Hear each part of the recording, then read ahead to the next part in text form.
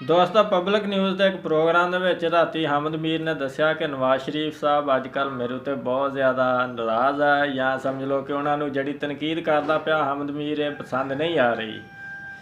ਤੇ ਇਹ ਉਹੀ ਹਮਦ ਮੀਰ ਸੀ ਜਿਹੜਾ ਕਿ ਪਿਛਲੇ ਦੌਰੇ ਹਕੂਮਤ ਦੇ ਵਿੱਚ ਇਮਰਾਨ ਖਾਨ ਦੇ ਉੱਤੇ ਸਭ ਤੋਂ ਜ਼ਿਆਦਾ ਤਨਕੀਦ ਕਰਨ ਵਾਲਾ ਬੰਦਾ ਸੀ। ਇਸ ਤੋਂ ਇਲਾਵਾ ਇੱਕ ਆਪਣੇ ਹਬੀਬ ਅਕਰਮ ਸਾਹਿਬ, ਹਬੀਬ ਅਕਰਮ ਨੇ ਜਿਸ ਕਦਰ ਤਨਕੀਦ ਕੀਤੀ ਇਮਰਾਨ ਖਾਨ ਦੇ ਉੱਤੇ ਇੰਨੀ ਸ਼ਦੀਦ ਤਨਕੀਦ ਕਿਸੇ ਨੇ ਨਹੀਂ ਕੀਤੀ ਹੋਣੀ, ਅਬਦੁਲ ਗਨੀ ਨੇ ਤੇ ਹਬੀਬ ਅਕਰਮ ਨੇ। ਅੱਜ ਕੱਲ੍ਹ ਤੁਸੀਂ ਦੇਖੋ ਕਿ ਤੇ ਹਬੀਬ ਅਕਰਮ ਸਾਹਿਬ ਬੰਦਾ ਉਹ ਆ ਜਿਹੜਾ ਕਿ ਇਸ ਟਾਈਮ ਮੁਕੰਮਲ ਟੋਟਲੀ PDM ਦੀਆਂ ਹਕੂਮਤ ਦੇ ਖਿਲਾਫ ਔਰ ਇਹਨਾਂ ਦੇ ਖਾਸ ਕਰਕੇ ਨੂਨ ਲੀਗ ਔਰ ਪੀਪਲ ਪਾਰਟੀ ਦੇ ਖਿਲਾਫ ਤਨਕੀਦ ਕਰਦਾ ਪਿਆ। ਖਿਲਾਫ ਤੋਂ ਮੁਰਾਦ ਇਹ ਹੁੰਦਾ ਕਿ ਉਹਨਾਂ ਦੀ ਨਾਅਹਲੀ ਜਿਹੜੀ ਹੈ ਨਾ ਉਹਦੇ 'ਤੇ ਵਾਜ਼ੇ ਹੋ ਚੁੱਕੀ ਆ ਔਰ ਬੰਦਾ ਉਹ ਜਿਹੜਾ ਇਹਨਾਂ ਚੀਜ਼ਾਂ 'ਤੇ ਖੁੱਲ੍ਹ ਕੇ ਬੋਲਦਾ ਪਿਆ। ਇਹਨਾਂ ਦੇ ਵਿੱਚ ਹੀ ਹਮਦ ਮੀਰ ਵੀ ਸ਼ਾਮਲ ਸੀ। ਹਮਦ ਮੀਰ ਕਿਉਂਕਿ ਚੋਟੀ ਦਾ ਸਹਾਫੀ ਆ, ਇਹਦਾ ਕਰਕੇ ਇਹਨੂੰ ਥ੍ਰੈਟ ਜ਼ਿਆਦਾ ਹੁੰਦੇ ਆ। ਇਹਨੇ ਇਸੇ ਸਹਾਫਤ ਦੇ ਵਿੱਚ ਹੀ ਇਸੇ ਬੰਦੇ ਨੂੰ ਗੋਲੀਆਂ ਵੀ ਵੱਜੀਆਂ ਸੀ ਜਦੋਂ ਇਹਨੇ ਕਈ ਚੀਜ਼ਾਂ ਬੋਲੀਆਂ ਸੀ ਔਰ ਸਾਰੇ ਮਾਮਲੇ ਦੇ ਬਾਰੇ ਉਹਨੇ ਸਾਰਾ ਕੁਝ ਦੱਸਿਆ। ਤੁਸੀਂ ਪਹਿਲਾਂ ਆਪਣੇ ਹਮਦ ਮੀਰ ਦਾ ਬਿਆਨ ਸੁਣ ਲਓ ਤੇ ਬਾਅਦ ਦੇ ਵਿੱਚ ਆਪਾਂ ਮਜ਼ੀਦ ਗੱਲ ਕਰਦੇ ਹਾਂ। जिस तरह आज बहुत से लोग कहते हैं ना, वो जी हामिद मीर इमरान खान को बड़ा सपोर्ट कर रहा है। भाई जो भी वजीर आजम जेल के अंदर चला जाएगा हामिद मीर जो है वो देखेगा कि इसका जो केस बना ठीक है गलत है।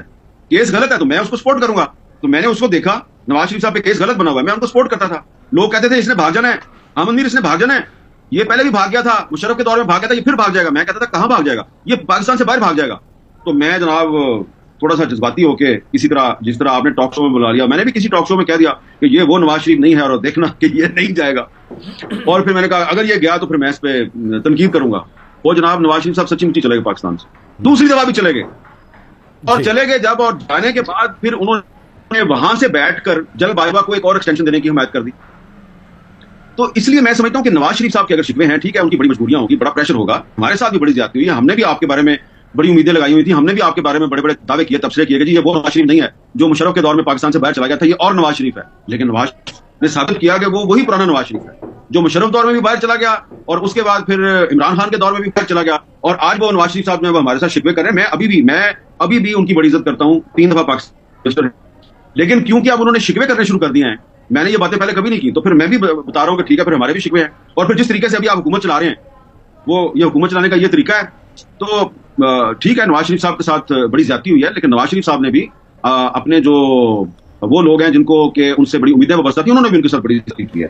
तो ये कोई एकतरफा ज्यादती नहीं है, ये 2 तरफा ज्यादती है।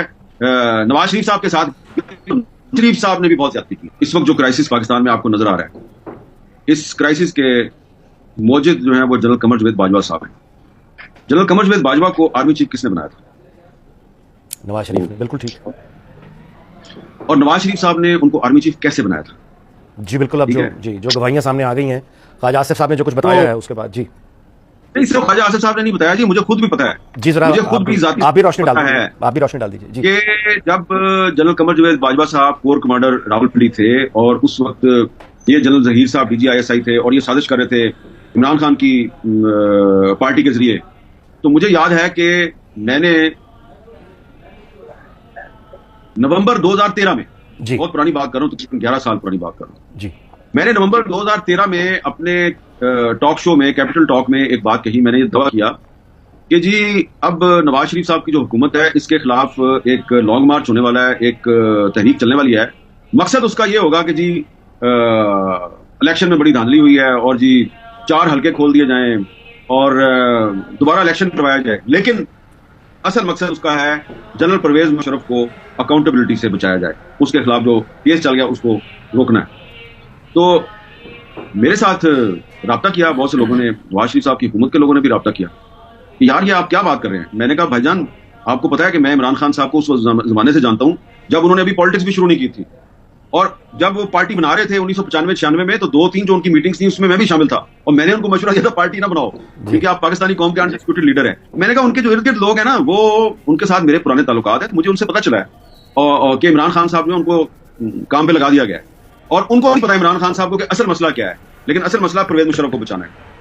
तो अब उसके बाद एक 2014 में आपको पता है फिर मेरे पे अटैक हो गया, फिर उसके बाद इमरान खान का धरना शुरू हो गया। ये जो सारा मामला था, उस वक्त जनरल बाजवा साहब जो है उन्होंने ये अपने सुसर एजाज अमजद के जरिए नवाज शरीफ साहब के साथ राब्ते किए और उनको ये तासुर दिया कि मैं बहुत जमहूरियत पसंद जर्नैल हूं और मैं जो है ये जो पॉलिसी चल रही है राहील शरीफ की, मैं इस पॉलिसी के साथ नहीं हूं, और ये जो आपके खिलाफ आईएसआई साजिशें कर रही है मैं उसके भी खिलाफ हूं। तो उन्होंने एक गुडविल बनाई अपनी नवाज शरीफ साहब की नजरों में, और फिर उन्होंने इस दौरान में कुछ मीडिया के लोगों से भी उनके राब्ते थे, उनके साथ भी दोस्तियां थी बाजवा साहब की, और करते करते करते फिर जब राहील शरीफ साहब एक्सटेंशन चाहते थे, तो उस जमाने में दोबारा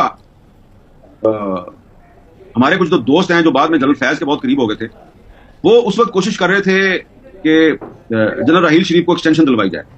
तो मैंने बड़ी उसकी खुल के मुखालफत की, कॉलमों में भी, टॉक शो में भी, हर जगह मैं तो आज भी कहता हूँ एक्सटेंशन मिलनी नहीं चाहिए, किसी को नहीं मिलनी चाहिए, ख्वाह वो आर्मी चीफ हो, ख्वाह वो चीफ जस्टिस हो। एक्सटेंशन से हमेशा पाकिस्तान में प्रॉब्लम पैदा होते हैं, मेरा पुराना मौकफ है, और नवाज शरीफ साहब का भी यही मौकफ था उस वक्त। तो अब जनाब बाजवा साहब जो है उन्होंने अपने ससुर के जरिए नवाज शरीफ साहब को कल्टीवेट किया, और मैं क्योंकि शरीफ साहब की एक्सटेंशन की मुखालफत कर रहा था, तो मेरे साथ भी कोई इनडायरेक्टली बाजवा साहब ने रब्ता किया। आजकल हमारे एक दोस्त हैं, वो एक टॉक शो को होस्ट करते हैं, तो उनकी भी बड़ी मुलाकातें होती थी बाजवा साहब से। आजकल वो बाजवा साहब की बड़ी मुखालफत करते हैं। मैंने उनको उस वक्त समझाया, मैंने कहा यार ये जो लोग होते हैं ना, इनके साथ इनको ट्रस्ट ना करो। जो बंदा ये खुद ही कह रहा है ना कि मैं बड़ा जमहूरियत पसंद हूँ, वो है वो कोर कमांडर, तो उसकी बात के आपको एतबार नहीं करना चाहिए। बहरहाल बाजवा साहब को उनके ससुर ने सब सिस्टम को बाईपास करके आर्मी चीफ बनवा दिया। और जो अब आपको मैं सबसे अहम बात बताने लगा कि नवाज शरीफ साहब ने जब एजाज अमजद को बता दिया कि अब आपका जो दामाद है उसको मैं आर्मी आ रहा हूं, तो दामाद ने अपनी फैमिली को फोन करके इतला दी कि बस बाजवा साहब आर्मी चीफ बन गए। उन्होंने कहा अभी तो नोटिफिकेशन नहीं हुआ। उन्होंने कहा नोटिफिकेशन छोड़ो, नोटिफिकेशन से पहले ही पता लग गया था बाजवा साहब को कि मैं अगला आर्मी चीफ हूं। इतना इतना इतना एहसान है नवाज शरीफ साहब का बाजवा पे, इतना एहसान है। तीसरे नंबर से उठाया है, कंट्रोवर्शियल आर्मी है, क्रेडेंशियल जो है वो कोई इतने खास नहीं है, और जनाब उनको आर्मी चीफ बना दिया आपने। और उसके बाद फिर आप सोचें कि जब आर्मी चीफ बन गए बाजवा साहब तो क्या होता था, ट्वीटें क्या आती थी, रिजेक्टेड।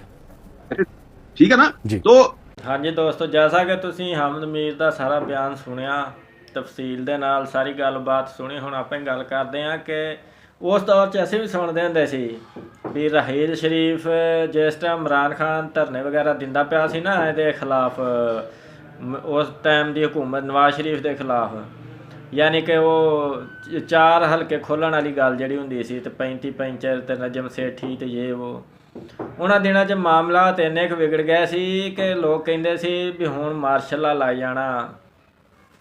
ਦੂਸਰੇ ਦਿਨ ਕੋਰ ਕਮਾਂਡਰਾਂ ਦੀ ਉੱਥੇ ਆਪਣੀ ਕਾਨਫਰੰਸ ਹੁੰਦੀ ਸੀ ਆਪਣੇ ਇੱਥੇ GHQ 'ਚ, ਤੇ ਕੋਈ ਨਾ ਕੋਈ ਗੱਲਬਾਤ ਇਹੀ ਹੁੰਦੀ ਸੀ ਜੀ ਹੁਣ ਆਪਣਾ ਮਾਰਸ਼ਲ ਲੱਗ ਜਾਣਾ। ਫਿਰ ਕੋਈ ਕਹਿੰਦਾ ਸੀ ਮਾਰਸ਼ਲ ਲੱਗ ਜਾਣਾ।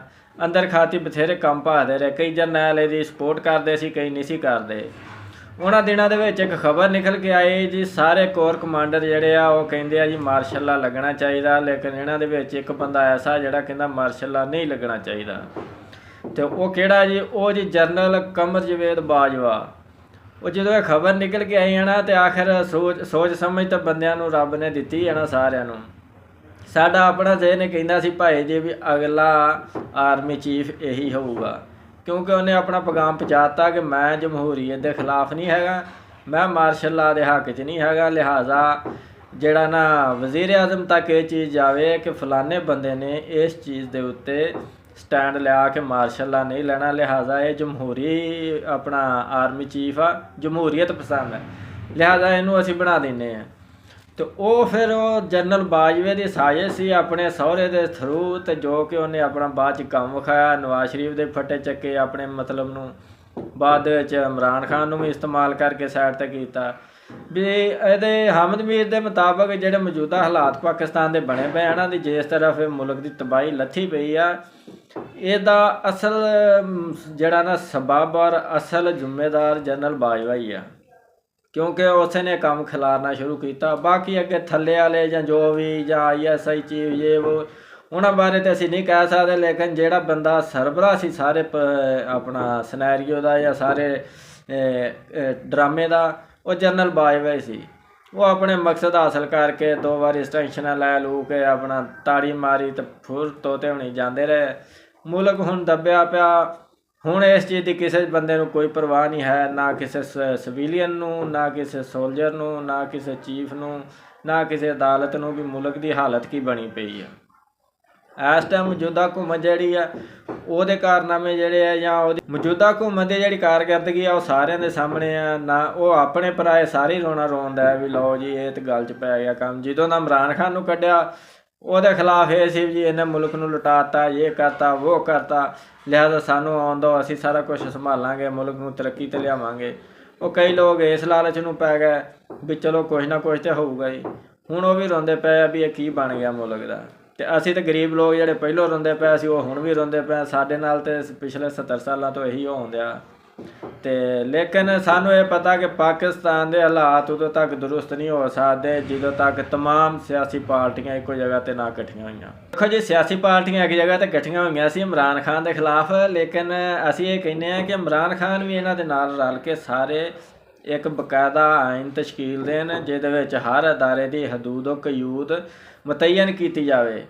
ਯਾਨੀ ਕਿ ਪਾਰਲੀਮੈਂਟ ਨੇ ਕਿਸ ਹੱਦ ਤੱਕ ਰਹਿਣਾ, ਆਪਣਾ ਸਦਰ ਨੇ ਕਿਸ ਹੱਦ ਤੱਕ ਰਹਿਣਾ, ਸੁਪਰੀਮ ਕੋਰਟ ਦੀ ਕਿਹੜੀ ਲਿਮਟ ਆ ਅਤੇ ਜਾਂ ਏਜੰਸੀਆਂ ਦੀ ਔਰ ਫੋਰਸਿਸ ਦੀ ਕਿਹੜੀ ਲਿਮਟ ਆ, ਵੀ ਉਹ ਸਾਰਿਆਂ ਦਾ ਆਪਣਾ ਇੱਕ ਦਾਇਰਾ ਇਖਤਿਆਰ ਹੋਵੇ ਔਰ ਉਹਦੇ ਵਿੱਚ ਉਹ ਆਪਣਾ ਕੰਪੀਟੀਸ਼ਨ ਕਰਨ ਅਤੇ ਫਿਰ ਮਜ਼ਾ, ਫਿਰ ਮੁਲਕ ਅੱਗੇ ਜਾ ਸਕਦਾ। ਅਤੇ ਇਹ ਨਾ ਹੋਵੇ ਕਿ ਇੱਕ ਅਦਾਰਾ ਦੂਸਰੇ ਅਦਾਰੇ ਦੇ ਉੱਤੇ ਚੜ੍ਹਾਈ ਕਰ ਦੇਵੇ ਅਤੇ ਸਿਰਫ ਇਸੇ ਵਜ੍ਹਾ ਤੋਂ ਕਿ ਅਸੀਂ ਮੁਹੱਬੇ ਵਤਨ ਹਾਂ ਦੂਸਰੇ ਮੁਹੱਬੇ ਵਤਨ ਨਹੀਂ।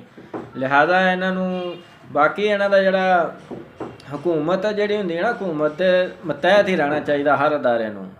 ਹਕੂਮਤ ਜੋ ਫੈਸਲਾ ਕਰੇ ਉਹਨੂੰ ਉਹਦੇ ਫਾਲੋ ਕਰਨਾ ਚਾਹੀਦਾ ਤਾਂ ਕਿ ਜੋ ਵੀ ਚੰਗੇ ਮਾੜੇ ਦੀ ਜ਼ਿੰਮੇਵਾਰੀ ਹੋਊਗੀ ਹਕੂਮਤ 'ਤੇ ਪਊਗੀ, ਅਦਾਰੇ ਦੀ ਬਦਨਾਮੀ ਨਾ ਹੋਊਗੀ।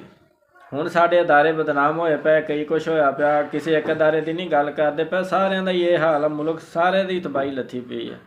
ਅਤੇ ਸਾਡੇ ਵੱਲੋਂ ਗੁਜ਼ਾਰਿਸ਼ ਆ, ਮਿਹਰਬਾਨੀ ਹੈ, ਰਲ ਮਿਲ ਕੇ ਬਵੋ ਅਤੇ ਮੁਲਕ ਦਾ ਕੁਛ ਸੋਚੋ ਅਤੇ ਸਾਡੇ ਵਰਗੇ ਗਰੀਬਾਂ ਲੋਕਾਂ ਦਾ ਵੀ ਕੁਛ ਸੋਚੋ।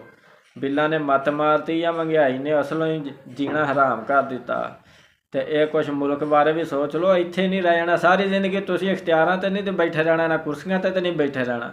ਮੌਤ ਆਉਣੀ ਆ, ਕਬਰ 'ਚ ਜਾਣਾ, ਹਿਸਾਬ ਕਿਤਾਬ ਦੇਣਾ, ਇਹਨਾਂ ਚੀਜ਼ਾਂ ਨੂੰ ਭੁੱਲਣਾ ਨਹੀਂ ਚਾਹੀਦਾ। ਅੱਜ ਤੁਹਾਡੇ ਕੋਲ ਇਖਤਿਆਰ ਆ, ਕੱਲ੍ਹ ਨੂੰ ਤੁਸੀਂ ਮਿੱਟੀ ਥੱਲੇ ਜਾਣਾ। ਰੱਬ ਨੇ ਇੱਥੇ ਕਿਸੇ ਦੇ ਵੀ ਇਹ ਨਹੀਂ ਵੀ ਤੁਸੀਂ ਕਿਆਮਤ ਤੱਕ ਜੀਂਦੇ ਹੀ ਰਹਿਣਾ, ਕਿਆਮਤ ਤੱਕ ਵੀ ਜੀਂਦੇ ਰਹੋ, ਆਖਿਰ ਸਵਾਲ ਜਵਾਬ ਤਾਂ ਦੇਣੇ ਹੀ ਪੈਣੇ। ਜੋ ਰੱਬ ਨੇ ਪੁੱਛਣਾ ਵੀ ਹਾਂ ਬਈ ਤੇਰੇ ਕੋਲ ਇਖਤਿਆਰ ਸੀ, ਤੂੰ ਕੀ ਕੀਤਾ।